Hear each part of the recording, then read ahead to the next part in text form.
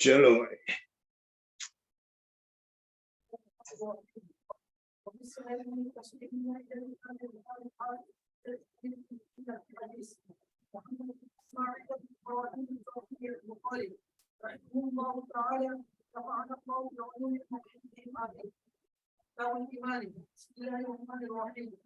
باب قول النبي صلى الله عليه وسلم بني الاسلام على خمس وهو قول معترف ويزيد وينقص.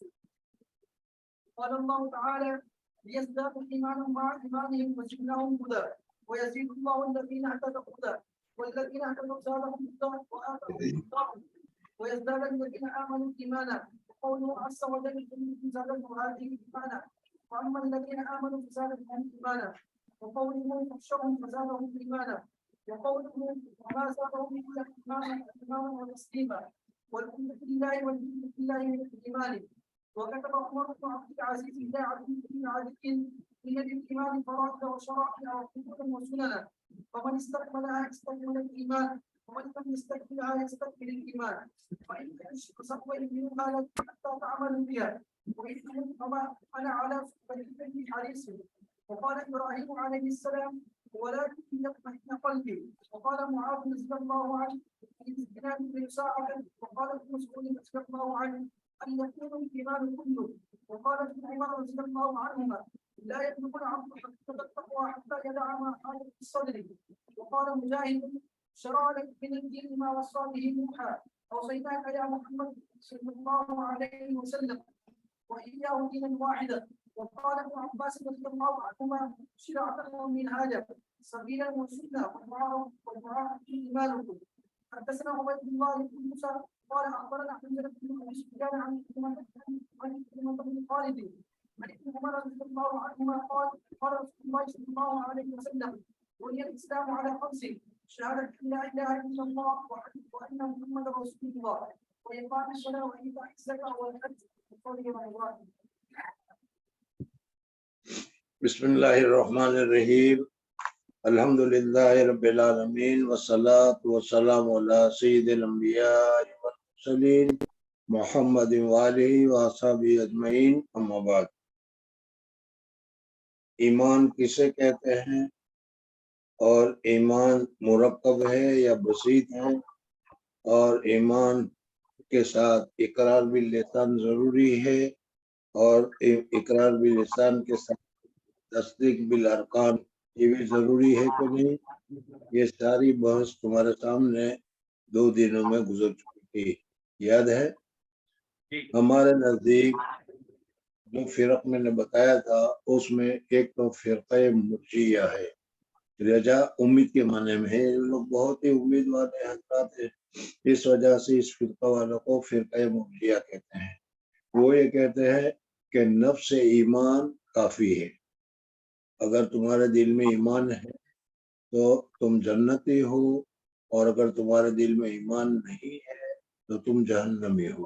اس وجہ سے وہ کہتے ہیں کہ ایمان کافی ہے اور حدیث سے استدلال کرتے ہیں کہ وَإِن زَنَا وَإِن سَرَقَ وَإِن زَنَا وَإِن سَرَقَ یہ جو حدیث آتی ہے اس میں آتی ہے کہ ایمان کی بات ایمان کافی ہے اور ایمان کی وجہ سے ایمان کے بعد اگر اس نے زنا یا کیا ہے اور دوسرا کوئی کام چوری وغیرہ کی تو اس اعمال کے برے عمل کرنے کی وجہ سے ایمان کے اوپر کوئی اثر نہیں پڑے گا. اعمال کرنے کی وجہ سے نہ ایمان میں کچھ حسن آئے گا نہ گناہ کرنے کی وجہ سے کوئی برائی آئے گی، بلکہ وہ سیدھا جنت میں جائے گا. یہ ایک فرقہ مرجیہ ہے. فرقہ مرجیہ کے علاوہ ایک دوسرا فرقہ بتایا تھا جس کو ہم نے معتزلہ اور خوارج سے تعبیر کیا تھا. یہ اس کے بالکل عکس ہے. یہ فرماتے ہیں کہ ایمان کے ساتھ اقرار باللسان بھی ضروری ہے اور اعمال بالارکان بھی ضروری ہے. اس وجہ سے عبادت کے ساتھ ساتھ نیک عمل کرنا بھی ضروری ہے، برے عمل سے بچنا بھی ضروری ہے. اگر نیک عمل کرو گے تو وہ ایمان معتبر ہوگا اور اگر نیک عمل نہیں کرو گے تو معتبر نہیں ہوگا. اس میں معتزلہ اور خوارج کا اختلاف بتایا تھا. ایک فرقہ تو یہ کہتا ہے کہ اگر نماز نہیں پڑھی، نماز نہ پڑھنے کی وجہ سے وہ آدمی جہنمی ہو گیا، اور دوسرا یہ ہے کہ ایمان کی وجہ سے تو وہ جہنمی نہیں ہوگا، لیکن نماز نہ پڑھنے کی وجہ سے وہ ایمان سے خارج ہو گیا، اس لیے وہ کہتا ہے کہ منزلتم بین المنزلتین، جنت اور جہنم کے درمیان میں ایک اور جگہ پر یہ ہو گیا، یہ فرقہ بتایا تھا۔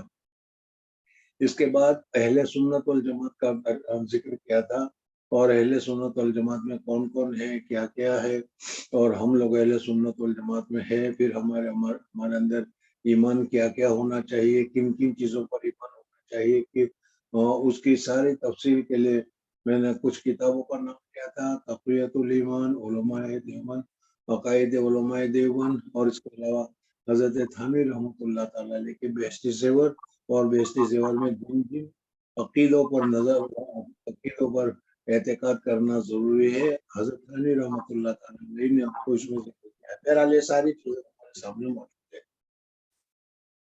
اب اس کے بعد ایمان میں کمی بیشی ہوتی ہے یا ایمان میں کمی بیشی نہیں ہوتی، یہ ایک دوسری بحث آئی تھی۔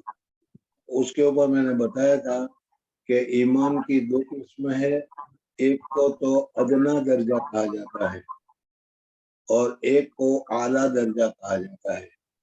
ایمان کا ادنا درجہ یہ ہے کہ جن جن چیزوں پر آمنت باللہ کما ہوا باسمائہ و صفاتہ، آمنت باللہ و ملائکتہ و کتبہ وغیرہ وغیرہ، یہ جو چیزیں ہیں ان سب پر ایمان لانا ضروری ہے۔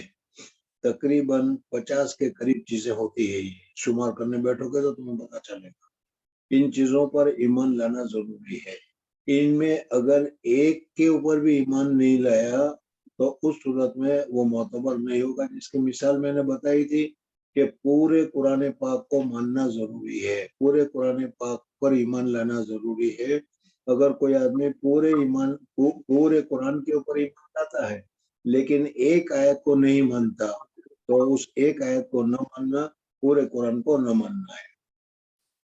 تو اسی طریقے سے ایمان کا ایک درجہ ادنا ہے کہ اس میں کمی بیشی نہیں ہوتی، ایسا نہیں ہوگا کہ 98% کو مانو اور 2% کو نہ مانو تو چلا جائے گا، للأکثر حکم الکل، یہاں نہیں ہوگا، بلکہ یہاں تو پورے کو ماننا ضروری ہے۔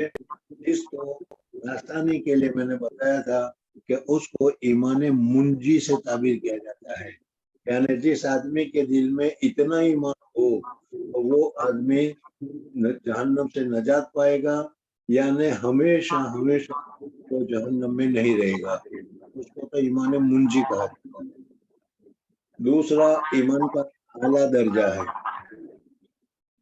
دوسرا ایمان کا اعلیٰ درجہ ہے، اور اعلیٰ درجہ یہ ہے کہ اسلام کے تمام احکام پر، اسلام کے تمام امور پر وہ عمل پیرا ہو جائے، جس کی وجہ سے کیا اس کا ایمان میں نخار پیدا ہو جائے گا، تزین پیدا ہو جائے گا، عمدگی پیدا ہو جائے گی، اور اس صورت میں کیا ہے ایمان کی ساری نورانیت اس میں ظاہر ہو جائے گی۔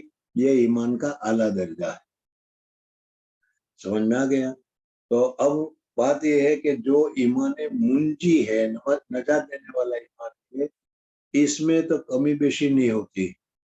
ہاں، حضور اقدس صلی اللہ علیہ وسلم کے زمانے میں آہستہ آہستہ چیزیں نازل ہوتی تھی، آہستہ آہستہ چیزوں کو بتایا جاتا تھا، ایک ساتھ پورا قرآن نازل نہیں ہوا، اس وجہ سے اس زمانے میں تو نفس ایمان میں بھی کمی بیشی ہوتی تھی، یعنی جن چیزوں پر ایمان لانا ضروری ہے جتنا بتایا گیا اتنا مانا، پھر اس میں کچھ اور بتایا گیا تو اس کو مانا، پھر اس میں کچھ اور بتایا گیا تو اس میں، لیکن الیوم اکملت لکم دینکم واتممت علیکم نعمتی کے بعد اب پورا دین، پورا ایمان، پوری شریعت ہمارے سامنے آ گئی۔ اس وجہ سے ایمان منجی میں نہ کمی ہوتی ہے نہ زیادتی ہوتی ہے۔ اگر ایمان منجی میں اگر ہم کمی کو مانیں گے تو پھر وہی 98% والی بات آ جائے گی، اور یہ جائز نہیں ہے۔ مرجیہ بھی یہی کہتے ہیں کہ جس کے پاس ایمان منجی ہو کافی ہے، اب اس کو اعمال کی بالکل ضرورت نہیں ہے، اعمال ہو تو بھی، اعمال نہ ہو تو بھی، ایمان ہونے کی وجہ سے وہ آدمی جنتی ہے۔ ہم دوسرے اہل سنت والجماعت ہے وہ یہ کہتے ہیں کہ یہ تو اپنی جگہ پر صحیح ہے کہ ایمان منجی کے نجات پانے والے ایمان کی ضرورت ہے. اگر نجات پانے والا ایمان ہے تو تم محفوظ ہو، جہنم سے بچو گے، یا تو ہمیشہ ہمیشہ جہنم میں نہیں جاؤ گے. لیکن اعمال کی بھی ضرورت ہے، لیکن اعمال کی ضرورت کیسی ہے، کتنی ہے، اس کا اختلاف میں نبی تھوڑی دیر پہلے بتایا تھا کہ ہوا تصدیق بالجنان، دل سے اقرار، دل سے ماننا اور زبان سے اقرار کرنا، یہ بھی ضروری ہے. اور زبان سے اقرار نہ کرے گا تو صورت میں اس کا ایمان معتبر نہیں ہوگا. لیکن کیا ہے، بمنزل شرط ہے یا بمنزل رکن ہے، اس میں اختلاف ہے. ہمارے نزدیک بمنزل شرط تک ہے، ایمان کا اقرار کرنا شرط کے درجے میں ہے، اور اعمال بالارکان یہ بھی بمنزل تکمیل کے لیے ہے، مکملات کے لیے ہے. تو امام ابو حنیفہ رحمۃ اللہ علیہ فرماتے ہیں کہ نفس ایمان میں تو کمی بیشی نہیں ہوتی، لیکن اعمال ضروری ہے. مرجیہ جس طریقے سے کہتے ہیں کہ اعمال کی ضرورت نہیں ہے، یہ صحیح نہیں ہے.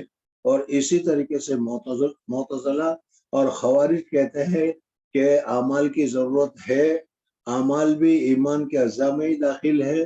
تو اس طریقے سے اگر عمل میں کمی ہو جائے گی یا عمل میں کوتاہی ہو جائے گی تو تمہارا ایمان ختم ہو جائے گا اور تم ایمان سے نکل جاؤ گے، یا تو بالکل کیا ہے کافر ہو جاؤ گے، یا تم بین المنزلتن ہو جاؤ گے.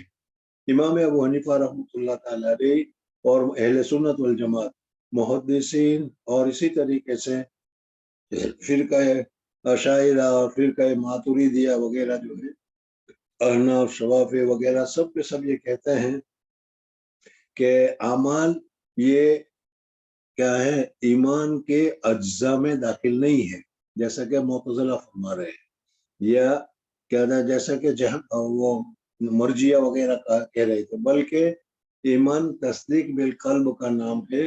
اور جتنا اعمال کرو گے، جتنا عمل کا اچھائی کرو گے یا برائی سے بچو گے، اتنا ہی تمہارے ایمان میں بڑھوتری ہوگی، ایمان میں زیادتی ہوگی. تو ایمان میں زیادتی تو ہم بھی کہتے ہیں، لیکن یہ زیادتی تکمیل کے اعتبار سے ہوگی، اکمال کے اعتبار سے ہوگی، نفس کے اعتبار سے نہیں ہوگی. امام ابو حنیفہ رحمۃ اللہ تعالی علیہ کو بعض حضرات مرجیہ بھی کہتے ہیں یا مرجیہ کا بھی الزام لگاتے ہیں. پرسوں میں نے بتایا تھا کہ امام ابو حنیفہ رحمۃ اللہ تعالی علیہ کو مرجیہ کہنا صحیح نہیں ہے. ہاں، امام ابو حنیفہ رحمۃ اللہ علیہ بھی یہی فرماتے ہیں کہ الایمان لا یزید ولا ینقص، ایمان بسیط ہے، اس میں ملاوٹ نہیں ہے، لیکن جیسا کہ مرجیہ کہتے ہیں. لیکن اتنا کہنے کی وجہ سے امام ابو حنیفہ رحمۃ اللہ تعالی علیہ کو مرجیہ کہنا صحیح نہیں ہے، اس وجہ سے کہ مرجیہ تو یہ کہتے ہیں کہ عمل کی بالکل ضرورت ہی نہیں.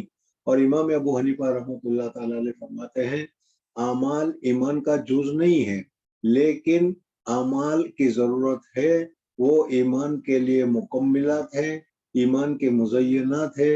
اس وجہ سے جتنا اعمال میں کمی ہوگی، زیادتی ہوگی، اتنا تمہارا ایمان مضبوط ہوگا. بہرحال ایک دوسری بحث میں نے ضمناً یہ بتائی تھی کہ امام شافعی رحمۃ اللہ تعالی علیہ اور اسی طریقے سے امام بخاری رحمۃ اللہ تعالی علیہ، یا دوسرے لفظوں میں محدثین اور فقہا، اس میں یہ اختلاف ہے کہ ایمان میں کمی بیشی ہوتی ہے یا ایمان میں کمی بیشی نہیں ہوتی. امام بخاری رحمۃ اللہ تعالی علیہ فرماتے ہیں کہ ایمان میں کمی بیشی ہوتی ہے اور ایمان بسیط نہیں ہے بلکہ مرکب ہے، اس لیے ایمان کے ساتھ دوسری چیزوں کو بھی اس میں شامل کیا گیا ہے، اس وجہ سے اس کا ہونا ضروری ہے.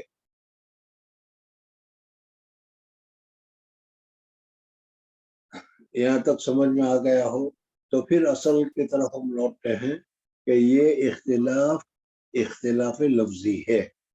امام ابو حنیفہ رحمۃ اللہ علیہ فرماتے ہیں کہ ایمان بسیط ہے، اور امام شافعی رحمۃ اللہ تعالی علیہ، امام بخاری رحمۃ اللہ علیہ فرماتے ہیں کہ ایمان مرکب ہے. یہ اختلاف تو ہے، لیکن منشا اور اخیر میں جا کر اگر تم غور کرو گے دیکھو گے تو اس میں صرف یہ الفاظ کا اختلاف نظر آئے گا، مقصد کے اعتبار سے سب کے سب یعنی امام شافعی، امام بخاری، امام ابو حنیفہ، ماتریدیہ اور اسی طریقے سے کیا ہے دوسرے جتنے بھی ہیں اہل حق، وہ سب اس جگہ پر متفق ہے کہ عمل کی وجہ سے ایمان میں زیادتی ہوگی۔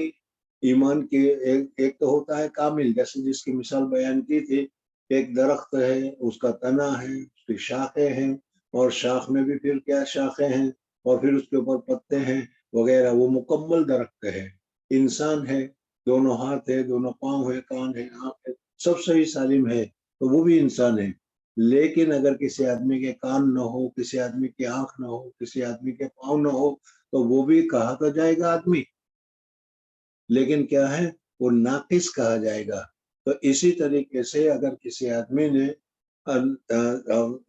ایمان تو لایا، لیکن ایمان لانے کے بعد اگر اس نے کیا ہے اعمال بالارکان نہیں کیے، تو اعمال بالارکان نہ کرنے کی وجہ سے جہمیہ یا مرجیہ تو یہ کہتے ہیں کہ عمل کی ضرورت نہیں ہے، ہم کہتے ہیں کہ یہ صحیح نہیں ہے، اعمال کی ضرورت ہے، اعمال کے ذریعے سے کمی بیشی ہوتی ہے۔ امام شافعی رحمۃ اللہ علیہ بھی یہی فرماتے ہیں، امام بخاری رحمۃ اللہ علیہ بھی یہی فرماتے ہیں کہ اگر کوئی آدمی ایمان لایا اور ایمان لانے کے بعد نماز نہیں پڑھی تو وہ کافر نہیں ہو جائے گا، جیسا کہ معتزلہ وغیرہ کہتے ہیں، بلکہ اس کو عمل نہ کرنے کی وجہ سے یا نماز نہ پڑھنے کی وجہ سے وہ گنہگار ہوا۔ اب اللہ جل جلالہ و امن والو چاہیں گے تو اس کے گناہ کو معاف کریں گے، اور اگر اللہ جل جلالہ اس کے گناہ کو معاف نہیں کریں گے تو اس کو سزا دیں گے، لیکن اس سزا کو برداشت کرنے کے بعد یا سزا کو بھگتنے کے بعد وہ جہنم سے نکالا جائے گا، دائمی اور خلود ہمیشہ ہمیشہ کے لیے وہ جہنم میں نہیں رہے گا۔ یہی بات امام ابو حنیفہ رحمۃ اللہ علیہ فرماتے ہیں، یہی بات امام شافعی رحمۃ اللہ تعالی علیہ بھی فرماتے ہیں۔ تو الایمان یزید وینقص میں جو بظاہر اختلاف نظر آتا ہے وہ یہ ہے، امام صاحب نے کہیں نہیں کہا کہ نماز ایمان لے آئے اور نماز نہیں پڑھی تو کوئی حرج کی بات نہیں، وہ کہتے ہیں عمل کی ضرورت ہے۔ مرجیہ تو مانتے ہی نہیں، لیکن امام ابو حنیفہ رحمۃ اللہ علیہ کا قول مرجیہ کی طرح نہیں ہے، اس وجہ سے امام ابو حنیفہ رحمۃ اللہ علیہ کو مرجیہ کہنا صحیح نہیں ہے۔ بہرحال امام ابو حنیفہ رحمۃ اللہ تعالی علیہ اور امام شافعی، امام بخاری رحمۃ اللہ تعالی علیہ وغیرہ کا جو اختلاف نظر آتا ہے کہ ایمان میں زیادتی اور کمی ہوتی ہے یا نہیں، ایمان بسیط ہے یا ایمان مرکب ہے۔ امام صاحب رحمۃ اللہ علیہ فرماتے ہیں کہ ایمان بسیط ہے، اس سے ایمان منجی مراد ہے، اور امام شافعی رحمۃ اللہ تعالیٰ نے فرماتے ہیں کہ بہت جو ہوتی ہے وہ ایمان مکملات سے تعبیر کرتے ہیں وہ۔ تو اس طریقے سے آخر میں دیکھنے جائے تو کوئی اختلاف نہیں ہے۔ بعض حضرات نے جیسا کہ میں نے کہا کہ خاص کر کے آج کل کے سلفی حضرات ان ابواب کے ذریعے سے کہتے ہیں کہ امام بخاری رحمۃ اللہ تعالیٰ علیہ امام ابو حنیفہ رحمۃ اللہ علیہ کی تردید کی اور تردید کے لیے سارا زور لگا دیا، لیکن یہ بات صحیح نہیں ہے۔ ہم تو یہی کہتے ہیں کہ امام صاحب رحمۃ اللہ تعالیٰ علیہ اور امام شافعی رحمۃ اللہ تعالیٰ علیہ کے درمیان کوئی اختلاف ہے ہی نہیں، اور اختلاف ہے تو وہ کیا ہے تعبیر کا اختلاف ہے۔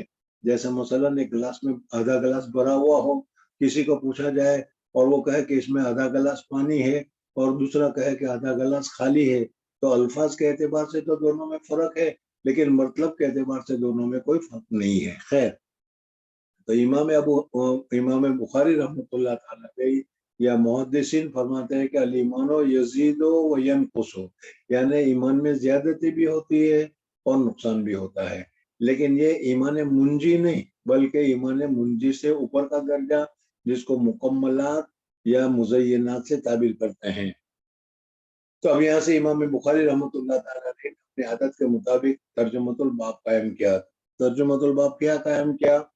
میں نے پہلے بتایا تھا کہ امام بخاری رحمۃ اللہ تعالیٰ علیہ ترجمۃ الباب بخاری کا خاص جو ہے فقہ البخاری فی تراجیمی ہی، امام بخاری رحمۃ اللہ علیہ کی ساری فقہ جو ہے تراجیم امام بخاری رحمۃ اللہ تعالیٰ علیہ نے ترجمۃ الباب جو منعقد کیا ہے، وہ ترجمۃ الباب بہت ہی خاص وجہ سے خاص چیز کے لیے امام بخاری رحمۃ اللہ علیہ نے مقرر کیا ہے، اور اس کو لکھا بھی ہے حرم پاک میں بیٹھ کر، یا لکھا بھی ہے اس کو کیا ہے ریاض الجنہ میں بیٹھ کر، اور کیا ہے اس میں امام بخاری رحمۃ اللہ تعالی علیہ نے بہت ہی زیادہ اس میں غور رکھے ہیں، بہت ہی زیادہ عمدگی کے ساتھ بابوں کو منعقد کیا ہے، کسی نہ کسی کے اوپر تردید ہے، کسی نہ کسی کا ثبوت ہے وغیرہ، یہ ساری چیزیں ہیں۔ اور بخاری میں اصل چیز جو پڑھنے کی ہے وہ فقہ البخاری تراجیمی ہے، اس کے تراجیمی کو سمجھنے کی ہے۔ اور اس تراجیم میں نے بتایا تھا کہ کبھی بخاری رحمۃ اللہ تعالیٰ کی قرآن پاک کی آیت کو ذکر کرتے ہیں، کبھی حدیث پاک کو ذکر کرتے ہیں، اور کبھی اپنے الفاظ کو بھی ذکر کرتے ہیں، اور ہر ایک کا مقصد کیا ہوتا ہے وہ بتایا جاتا ہے۔ یہاں پر یہ سب سے پہلا باب ہے کتاب الایمان کا، قول النبی صلی اللہ علیہ وسلم، حضور اقدس صلی اللہ علیہ وسلم کا ارشاد، بنی الاسلام علی خمس، اسلام کی بنیاد 5 چیزوں پر ہے۔ تو امام بخاری رحمۃ اللہ تعالی علیہ سب سے پہلے یہ بتانا چاہ رہے ہیں کہ جو لوگ کہتے ہیں کہ ایمان بسیط ہے وہ صحیح نہیں، ایمان مرکب ہے، 1 2 3 4 5 چیزوں سے مل کر ایمان بنا ہے، اس وجہ سے ایمان مرکب ہے۔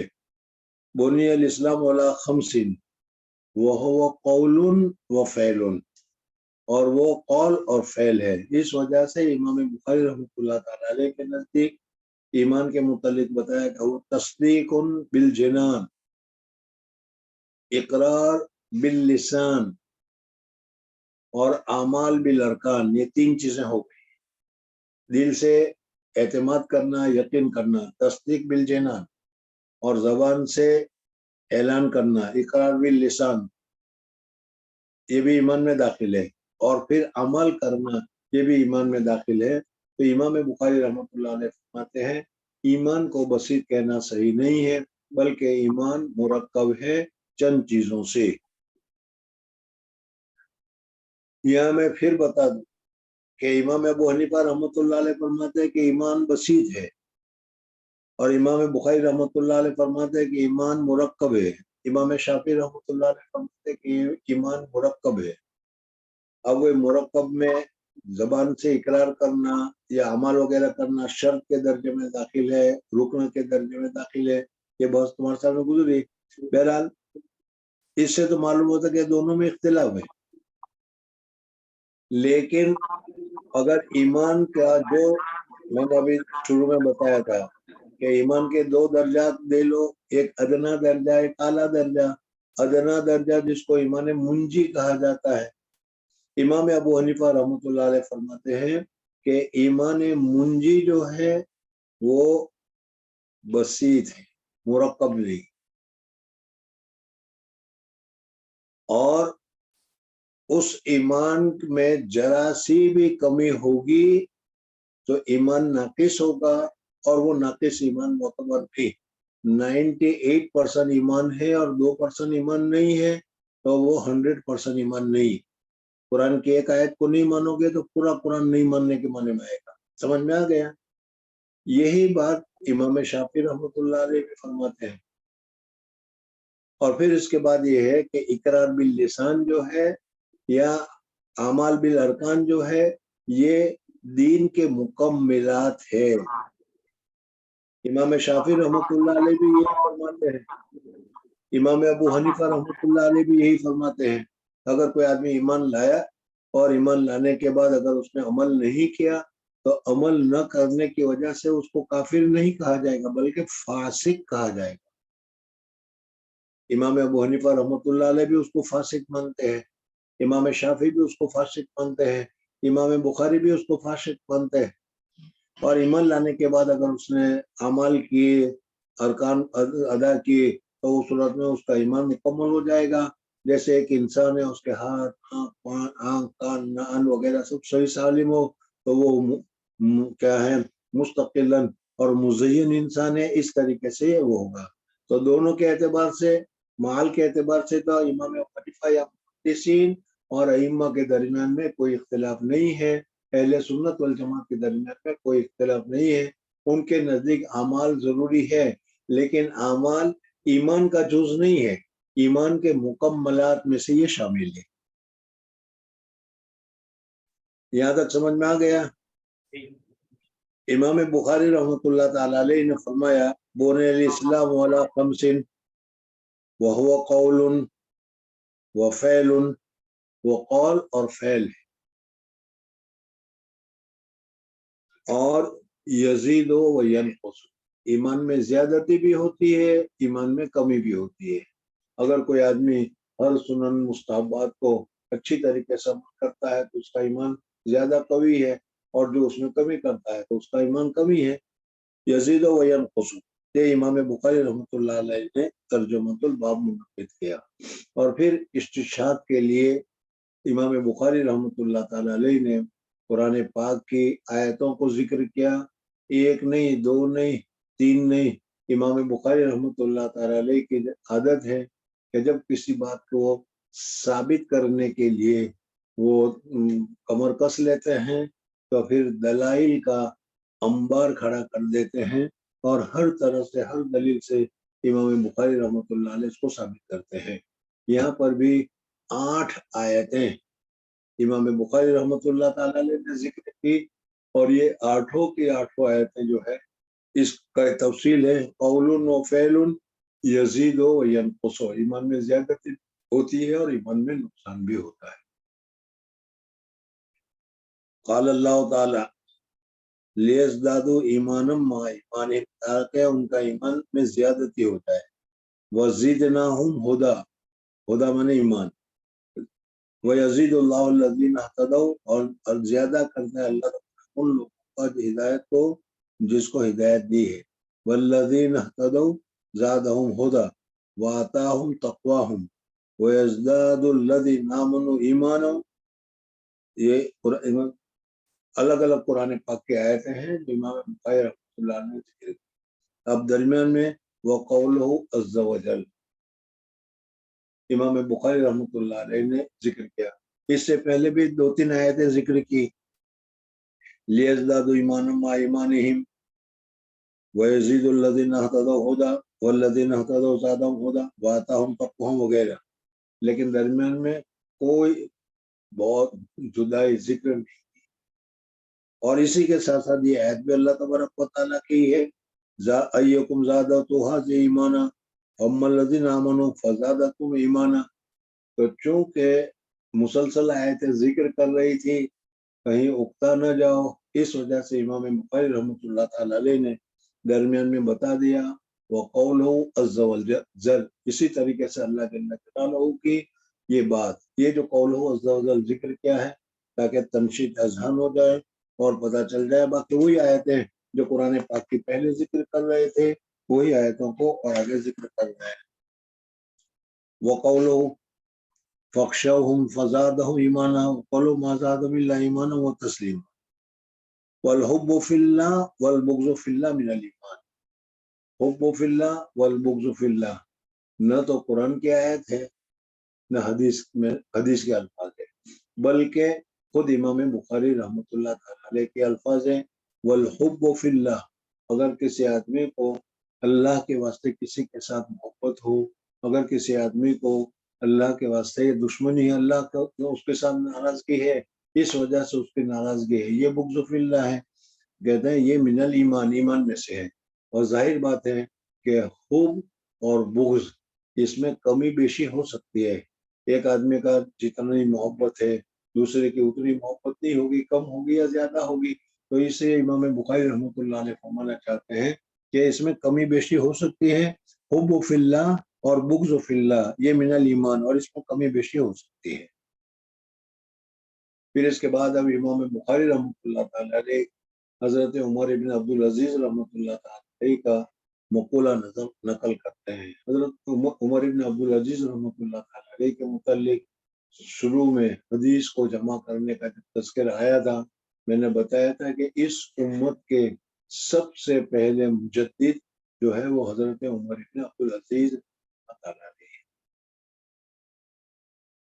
حضرت عمر بن عبدالعزیز رحمۃ اللہ علیہ 2 سال تک حکومت پر قابض رہے، لیکن ان 2 سال میں حکومت میں جتنی خرابیاں پیدا ہو گئی تھی وہ ساری خرابیوں کو نکال کر خلافت راشدہ کے طرز پر انہوں نے اپنے ملک کو اور حکومت کو لا دیا، تجدید کی، اور پھر حضور صلی اللہ علیہ وسلم کے زمانے کی طرح انہوں نے کر دیا، اور انہی کی محنت کی وجہ سے یہ حدیث پاک ہمارے سامنے ظاہر تھی۔ بہرحال ان کا مقولہ نقل کرتے ہیں، فتب عمر ابن عبدالعزیز الی عدی ابن عدی، یہ بہت ہی بڑے کیا ہیں بزرگ ہیں، بہت ہی بڑے حاکم ہیں، جو امام کیا ہے عمر ابن عبدالعزیز رحمۃ اللہ علیہ کی طرف سے کسی جگہ پر گورنر مقرر ہوئے تھے، ان کو لکھا ان الایمان فرائض و شرائط حدود و سنن، ایمان چند چیزوں کے مجموعے کا نام ہے، یعنی ایمان مرکب ہے کس سے؟ فرائض کے ذریعے سے، واجبات کے ذریعے سے، حدود کے ذریعے سے اور سنن کے ذریعے سے۔ فمن استکملها استکمل الایمان، جس نے ان سب کو عمل میں لایا، سب کو پورا کیا، تو اس نے ایمان کو پورا کیا۔ ومن لم یستکملها، اور جس نے اس کو پورا نہیں کیا، کچھ چھوڑ دیا، کچھ کسی فرائض کو چھوڑ دیے، واجبات کو چھوڑ دیے، سنن کو چھوڑ دیے، ومن لم یستکملها لم یستکمل الایمان، تو اس نے ایمان کو کامل نہیں کیا۔ فإن عیش، اب امام عمر بن عبدالعزیز رحمۃ اللہ علیہ فرماتے ہیں کہ دیکھو اگر زندہ رہا تو میں ان پوری تفصیلات کو، ایمان اور اجزاء ایمان کو میں تمہارے سامنے اچھی طریقے سے وضاحت کے ساتھ بیان کروں گا۔ فَسَيُبَيِّنُهَا لَكُمْ حَتَّى تَعْمَلُوا بِهَا، یہاں تک کہ تم اس کے اوپر عمل کرنے والے بن جاؤ۔ تو اس سے معلوم ہوا کہ ایمان کیا ہے، بسیط نہیں ہے، ایمان چند چیزوں سے مرکب ہے، فرائض ہے، واجبات ہے، سنن ہے، مستحبات ہے۔ تو امام عمر بن عبدالعزیز رحمۃ اللہ لکھتے ہیں کہ اگر میں زندہ رہا تو ہر ایک کا مقام، ہر ایک کا درجہ، ہر ایک کی تفصیل میں تمہارے سامنے ذکر کروں گا، اور اس کے اوپر پھر تم عمل کرنے والے بن جاؤ گے، تو پھر اس کے اوپر تم عمل کرو گے۔ لیکن اگر اللہ تعالیٰ نے مجھے موقع نہیں دیا اور میرا انتقال ہو گیا، چنانچہ سن ہجری 102 میں حضرت عمر ابن عبدالعزیز رحمۃ اللہ تعالیٰ علیہ کا انتقال ہو گیا، اور کیا ہے ملک شام میں دمشقس کے پاس حضرت عمر ابن عبدالعزیز رحمۃ اللہ تعالیٰ علیہ تدفین عمل میں آئی۔ بہرحال فَإِنْ أَمُتْ فَمَا أَنَا عَلَىٰ صُحْبَتِكُمْ بِحَرِيصٍ، تو میں تمہاری صحبت کے لیے حریص نہیں ہوں، مجھے نہیں ہے کہ چلو میں زندہ رہوں تمہارے وجہ سے، بلکہ میں زندہ رہوں گا تو تمہارے فائدے کے لیے، اور جب مر جاؤں گا تو مرنا جو مجھے پسند نہیں، سوچا سے اللہ تبارک و تعالیٰ کے حضور میں جانے کو ملے گا، تو تمہارے پاس رہنا مجھے زیادہ پسند نہیں ہے، اس وجہ سے کہا کہ وما علیکم فما انا علی صحبتکم بحریص۔ اب اس کے بعد امام بخاری رحمۃ اللہ تعالیٰ علیہ نے حضرت ابراہیم علیہ السلام کا مقولہ ذکر کیا، اور وہ بھی قرآن پاک کی آیت ہی ہے۔ تو سب سے پہلا اعتراض تو یہ ہو رہا ہے کہ جب پہلے آیتیں ذکر کرتے آئے اور 6 آیتیں ایک کے بعد ایک ذکر کر دی، 7ویں اور 8ویں آیتوں کو بھی انہی کے ساتھ ذکر کرتے تھے، تو امام بخاری رحمۃ اللہ تعالیٰ علیہ نے یہ بہت یا یہ جدائی یا یہ اختلاف کیوں کیا کہ پہلے 6 آیتیں ذکر کی، پھر حضرت عمر بن عبدالعزیز رحمۃ اللہ علیہ کا مقولہ ذکر کیا، اور یہاں وقال ابراہیم علیہ السلام، اور حضرت ابراہیم علیہ السلام نے فرمایا وَلَٰكِنْ لِيَطْمَئِنَّ قَلْبِي، اللہ جل جلالہ ومن والوں سے حضرت ابراہیم علیہ السلام نے کہا کہ اللہ آپ مردہ کو زندہ کرتے ہیں، یہ تو میں مانتا ہوں، اس پر مجھے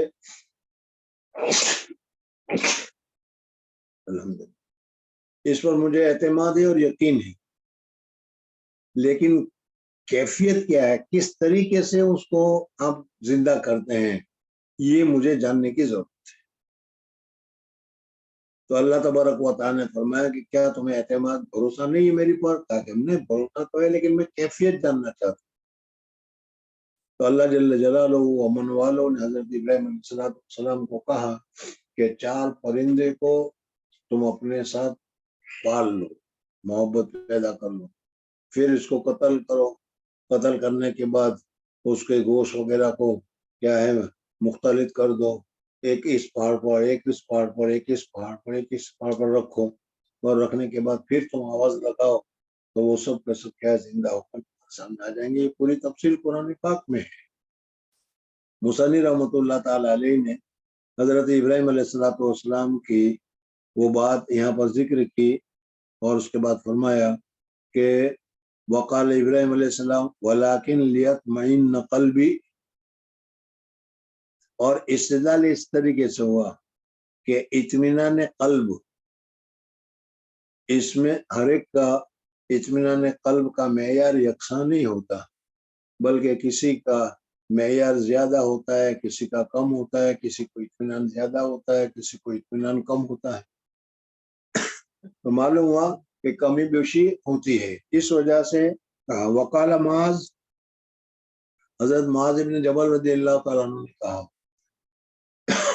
صحابہ کرام رضوان اللہ تعالیٰ علیہ آپس میں جب ملتے تھے بیٹھتے تھے تو اس وقت ان کی بات یا ان کا تذکرہ یا ان کا دھیان یہ کیا ہے، صرف دین ہی کی بات کی طرف ہوتا تھا. ہماری طرح کھانے پینے میں یا دنیا داری میں نہیں ہوتے تھے وہ، بلکہ وہ آ کر ہم تو آتے ہیں بیٹھے وہ کیا کھاؤ گے، کیا پیو گے، ٹھنڈا پیو گے، گرم پیو گے، ہمارا کام تو یہ ہے. لیکن صحابہ کرام رضوان اللہ تعالیٰ علیہ مجمعین کے نزدیک جب وہ آپس میں ملتے تھے بیٹھتے تھے تو یہ چیزیں نہیں ہوتی تھی، بلکہ ایمانی باتیں ہوتی تھی. حضرت معاذ رضی اللہ تعالیٰ عنہ فرماتے ہیں آؤ بھائی بیٹھو، تھوڑی دیر ہم اپنے ایمان کو تازہ کریں، اپنے ایمان کو زیادہ کریں، ایمان کی بات کریں، اور ایمان کی بات کی وجہ سے ہمارے ایمان میں مضبوطی پیدا ہوگی، قوت پیدا ہوگی، زیادتی پیدا ہوگی. وقال معاذ اجلس بنا، ہمارے پاس بیٹھو، نؤمن ساعتن، تاکہ ایک ساتھ ایک گھڑی کے لیے ہم ایمان کی باتیں کریں اور ہم مومن بن جائیں، ایمان والے بن جائیں. نؤمن اجلس بنا نؤمن ساعتن. وقال ابن مسعود، حضرت عبداللہ ابن مسعود فرماتے الیقین الایمان کلہ، یقین یہ ایمان ہے، اور یقین میں کمی بیشی ہوتی ہے، اس وجہ سے ایمان میں بھی کمی بیشی ہوئی. الیقین و ایمان کلہ. وقال ابن عمر، حضرت عبداللہ ابن عمر رضی اللہ تعالیٰ عنہ فرماتے ہیں لا یبلغ العبد حقیقت التقوی، آدمی تقوی کے معیار تک نہیں پہنچ سکتا یہاں تک کہ اس کے دل میں جو کھٹکا پیدا ہو، اس کے دل میں جو شک پیدا ہو، اس کو بھی وہ نہ چھوڑے. کسی چیز کے متعلق تمہارے دل میں کھٹکا پیدا ہوگا کہ یہ جائز ہے یا ناجائز. آج کل ہمارا اندر جو بنیادی فرق ہے وہ بھی یہی ہے، کسی چیز کے متعلق صراحتاً معلوم ہے یہ حرام ہے، یہ ناجائز، وہ تو اپنی جگہ پر ہے، لیکن کسی چیز کے متعلق صراحتاً معلوم نہیں. اب ہم غور کرتے ہیں، سوچتے ہیں، تو سوچنے میں ایک اعتبار سے سوچے تو یہ محسوس ہوتا ہے کہ یہ چیز ناجائز ہونی چاہیے، یہ چیز منع ہونی چاہیے. لیکن دوسری اعتبار سے سوچتے ہیں تو پھر یہ محسوس ہوتا ہے کہ یہ چیز جائز ہونی چاہیے. ایکچولی اور ایگزیکٹ تو یہ مثال نہیں ہے، لیکن تمہارے سمجھ کے قریب کے لیے میں بتا رہا ہوں. بینک میں تم نے پیسے جمع کیے تھے اور اس پیسے جمع کرنے کی وجہ سے 100 پر انہوں نے 105 روپے دے دی. جمع تو کیے تھے 100 اور مل گئے 105. اب یہ 5 جو زیادتی ملی، اب اس صورت میں تم سوچنے لگے کہ بھائی یہ تو بخشش ہوگی، یہ تو ہم نے پیسے رکھے اس کی وجہ سے خوش ہو کر اس نے دیا ہوگا، ہے کہ نہیں؟ یا ہمارے پیسے سے اس نے کام کاج کیا ہمارے کہنے بغیر اور 110 روپے ان کو فائدہ ہوا، ہمارے 100 روپے پر 10 روپے کا فائدہ ہوا، تو 5 روپے کا فائدہ اس نے ہمیں دیا اور 5 روپے کا فائدہ اس نے لیا. دوسری طرف اب ان ساری چیزوں کو سوچ کر تمہارے دل میں ہوگا کہ چلو 5 روپے کا استعمال کرنا درست ہو گیا، یا یہ تو کافر ملک ہے، کافر حکومت ہے، اور لا ربا بین الحربی والمسلم فی دار الحرب حدیث تمہارے ذہن میں آ گئی اور کہہ دیا کہ وہ 5 روپے استعمال کرنا درست. دوسری طرف دیکھو گے تو تم کہو گے کہ حدیث میں آتا ہے کہ کل قرض جرا نفع فہو ربا، ہر وہ قرض کہ جو تم نے جس کی وجہ سے نفع ملے تو وہ ربا ہے. تم نے 100 روپے کسی کو قرض دیے، اب اس سے 105 لے رہے ہو تو 5 روپے زیادہ لینا یہ سود ہے. اور سمجھ میں آیا کہ نہیں؟ اب اس صورت میں تمہارے دل میں کھٹکا پیدا ہوا، شک پیدا ہوا کہ یہ 5 روپے استعمال کرنا جائز ہے کہ ناجائز. اب تقوی کا درجہ تو یہ ہے کہ جس چیز کے عدم جواز کے متعلق، جس چیز کے ناجائز ہونے کے متعلق تمہارے دل میں اگر شبہ پیدا ہو جائے تو اس کو ناجائز سمجھ کر ہی چھوڑ دو، تو یہ تقویٰ ہے. یہ تقویٰ ہے. لیکن تم نے اس کی دوسری پہلو کو دیکھ کر اس کی بھی گنجائش ہے، اس کی بھی گنجائش ہے، اس کی بھی گنجائش ہے، چلسی کر کے چلے گا، اور اس طریقے سے تم نے استعمال کر لیا تو پھر اس صورت میں کیا ہے، حرام میں ابتلا ہو جاؤ گے اور پھر وہ تقویٰ والی بات باقی نہیں رہے. تو تقویٰ کیا ہے؟ جس کا ناجائز ہونا، جس کا حرام ہونا بین دلیل سے معلوم نہ ہو، لیکن کسی ادنا سی دلیل سے بھی تمہارے دل میں شک پیدا ہو جائے تو اس کو بھی حرام سمجھ کر چھوڑ دینا، یہ تقویٰ ہے. تو مصنف رحمۃ اللہ تعالیٰ فرماتے ہیں کہ لا یبلغ العبد حقیقت التقوی، آدمی تقوی کی حقیقت تک نہیں پہنچتا یہاں تک کہ یدعو ما حاق فی الصدر، جو سینے میں، جو دل میں کھٹکا پیدا کر لے. وہ اللہ تبارک و تعالیٰ نے انسان کے دل کو جو بنایا ہے وہ ایسا ہی بنایا ہے کہ جب آدمی کسی کام کو کرتا ہے تو اس میں اگر وہ ناجائز ہے، حرام ہے، منع ہے، نفسانی شہوانی جذبے میں آ کر وہ کر تو گزرتا ہے، لیکن دل اس کو ذرا سا ٹوکتا ہے، کہتا ہے تو نے اچھا نہیں کیا، تجھے کام نہیں کرنا چاہیے تھا، تجھے کام منع ہے. دل ٹوکتا ضرور ہے، لیکن اس کا ٹوکنا شہوت، خواہشات یا نفسانیت یا شیطانیت کا اتنا زوردار حملہ ہوتا ہے کہ جس کی وجہ سے اس کا ٹوکنا ہمیں بہت ہی معمولی لگتا ہے یا احساس نہیں ہوتا. لیکن بار بار ٹوکنے کے بعد بھی جب انسان اس کی طرف متوجہ نہیں ہوتا اور نفسانی خواہشات کے پیچھے دوڑتا چلا جاتا ہے تو پھر دل بھی ٹوکنا چھوڑ دیتا ہے. بہرحال جب آدمی کوئی پہلی مرتبہ، میں آپ لوگوں سے کہتا ہوں، پہلی مرتبہ جب کسی وجہ سے ہم سے کوئی خطا ہو جاتی ہے، خطا کرتے تو کر لیتے ہیں لیکن دل اندر سے ٹوکتا ہے کہ تم نے اچھا کام نہیں کیا، تمہیں یہ اچھا کام نہیں کرنا چاہیے. اب اگر اس کی آواز کو اگر وہ سن لیتا ہے اور آئندہ بچ جاتا ہے تو بچ جاتا ہے، ورنہ تو پھر نفسانیت شہوانیت میں آگے کو بڑھتا چلا جاتا ہے. تو حضرت ابن عمر فرماتے ہیں کہ لا یبلغ العبد حقیقت التقوی، یہاں تک کہ چھوڑ دے ما حاق فی الصدر، جو دل میں شک پیدا کرے. وقال مجاہد شرع لکم من الدین ما وصی بہ نوحا اوصیناک یا محمد وایاہ دینا واحدا، یعنی حضرت نوح علیہ السلام سے لے کر حضور اکرم صلی اللہ علیہ وسلم تک سب نبیوں کو میں نے پہلے بھی بتایا تھا کہ سب جو بات لے کر آئے، جو دعوت لے کر آئے، وہ دعوت ہے لا الہ الا اللہ، اللہ تبارک و تعالیٰ کی وحدانیت.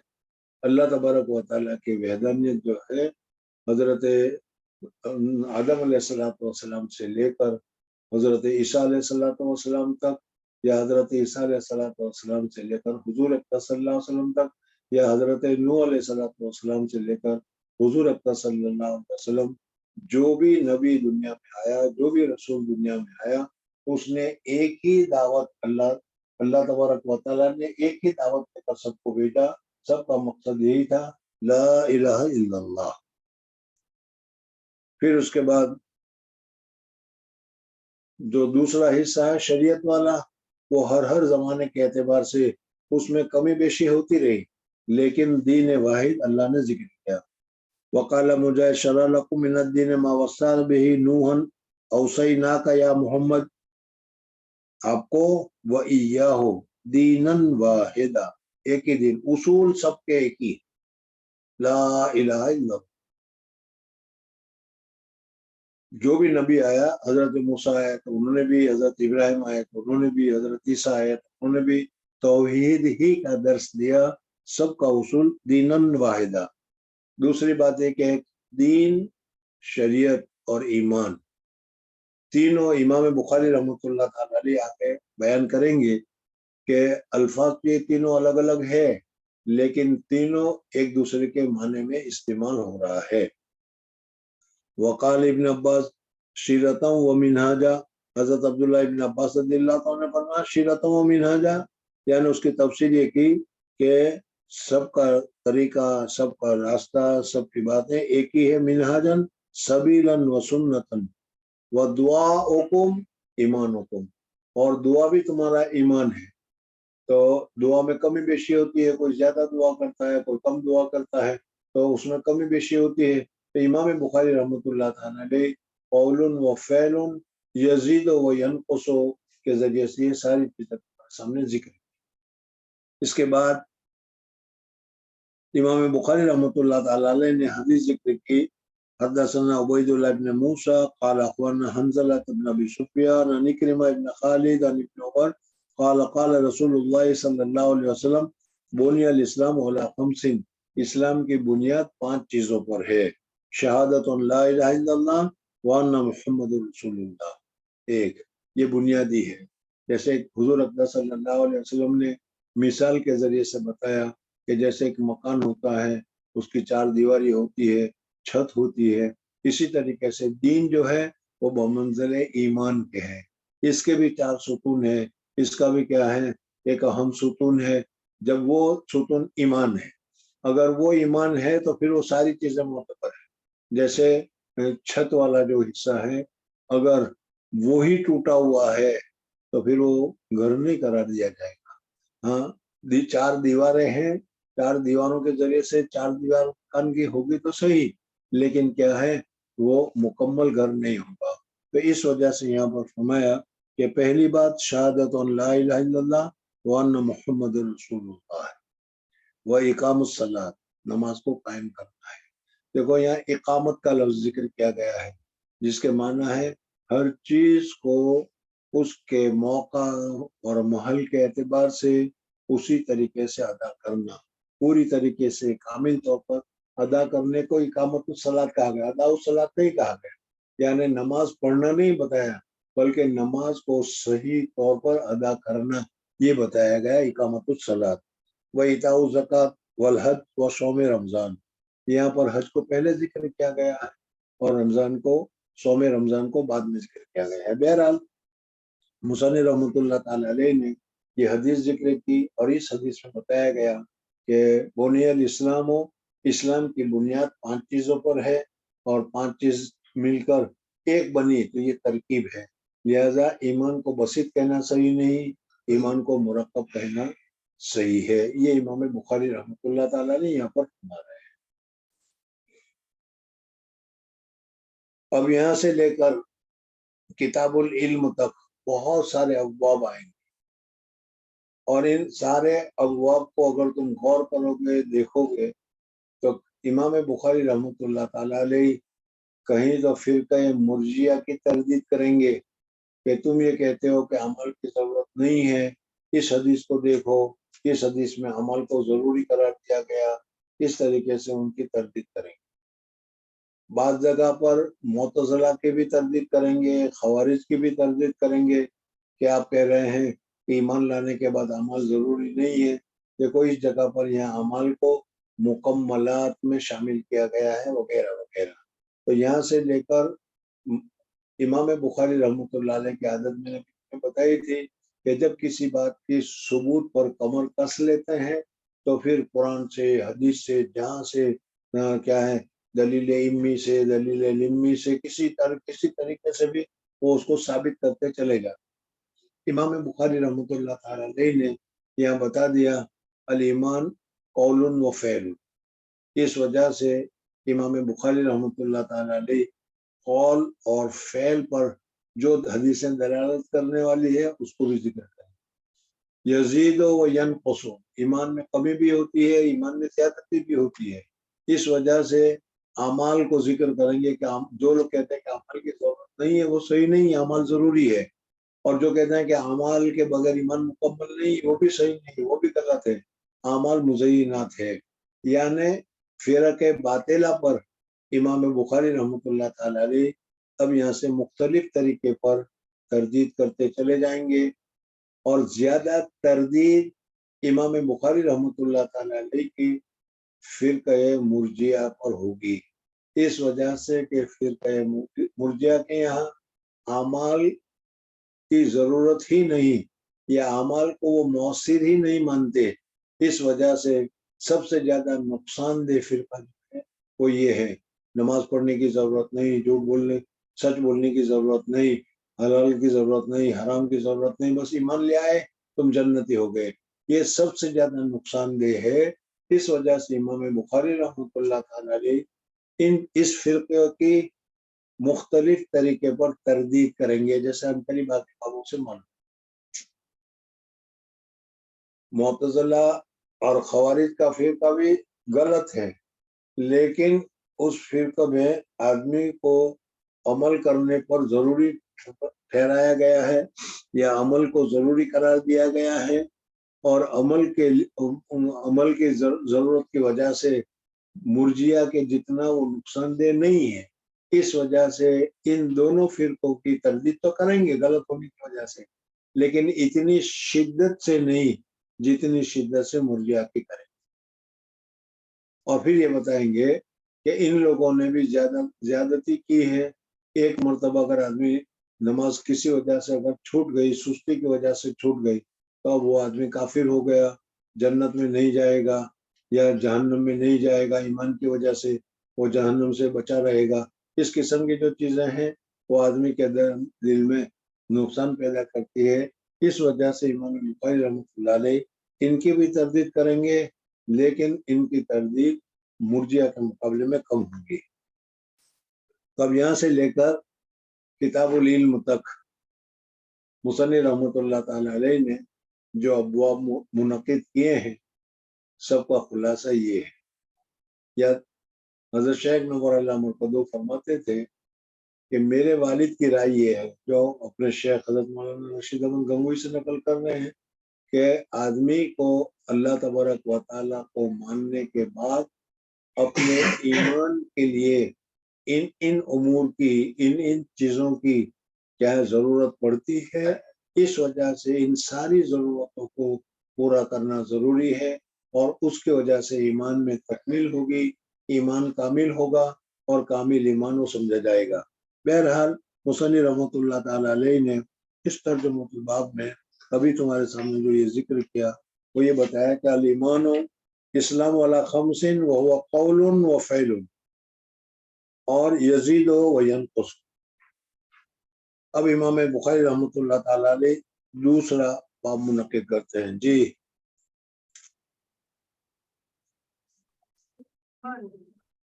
وقول الله عز وجل ليس القرآن ولا المشرك والمغرب ولكن من آمن بالله إلى قوله المتقون وقد أفلح المؤمنون. حدثنا عبد الله بن أحمد بن الزرقي قال حدثنا أبو عمرو القضي قال حدثنا الإمام بن بلال عن عبد الله بن دينار عن أبي صالح عن أبي هريرة رضي الله عنه عن النبي صلى الله عليه وسلم قال الإيمان يخلص شعبة والحياة شعبة من الإيمان. مصنف رحمۃ اللہ علیہ فرماتے ہیں امور الایمان، ایمان کے اور بھی بہت سارے شعبے ہیں، ایمان کے اور بھی بہت سارے تقاضے ہیں۔ اور قرآن پاک کی آیت استدلال میں ذکر کی لیس البر ان تولوا وجوهکم قبل المشرق والمغرب ولکن البر من آمن باللہ الی قول متقون، اور اسی طریقے سے قد افلح المؤمنون، اور پھر اس کے بعد الآیہ کر کے پوری آیت ہمارے سامنے ذکر کی کہ جس آدمی میں یہ ہوگی، یہ صلاحیت ہوگی، یہ بات ہوگی، وہ فلاح پائے گا۔ اس میں بہت ساری چیزوں کو ذکر کیا گیا ہے۔ تو معلوم ہوا کہ ایمان بسیط ہے یا مرکب ہے۔ یہ جو بحث چل رہی تھی، امام بخاری رحمۃ اللہ علیہ فرماتے ہیں ایمان مرکب ہے، اس میں یہ بھی داخل ہے، یہ بھی داخل ہے، یہ بھی داخل ہے۔ قد افلح المؤمنون هم فی صلاتهم خاشعون، اور اس طریقے سے جو چیزیں ذکر کی گئی ہے وہ سب کے سب اس میں داخل ہے۔ اس وجہ سے یہ کہنا کہ صرف ایمان کافی ہے، ایمان بسیط ہے اور ایمان کے بعد عمل کی کوئی ضرورت نہیں، جیسا مرجیہ نے کہا، یہ صحیح نہیں۔ میں نے پھر بتا دوں کہ امام ابو حنیفہ رحمۃ اللہ علیہ نے بھی کہا، لیکن امام صاحب نے کہا کہ ایمان بسیط ہے، لیکن یہ نہیں کہا کہ اعمال کی کوئی ضرورت نہیں۔ وہ تو فرماتے ہیں کہ اعمال کی ضرورت مکملات کے لیے ہے، نفس ایمان میں تو اس کا کوئی اثر نہیں ہے، لیکن مکملات میں اس کی ضرورت ہے۔ اس وجہ سے جو یہ تمام کام کرے گا تو اس کا ایمان کامل ہوگا، مکمل ہوگا۔ اس وجہ سے مرجیہ میں امام ابو حنیفہ رحمۃ اللہ علیہ داخل نہیں ہے۔ بہرحال مصنف رحمۃ اللہ علیہ فرماتے ہیں کہ ایمان چند چیزوں کے امور کا نام ہے۔ لیس البر ان تولوا وجوهکم قبل المشرق والمغرب ولکن البر من آمن باللہ الی قول المتقون، اس میں پوری آیت آ گئی۔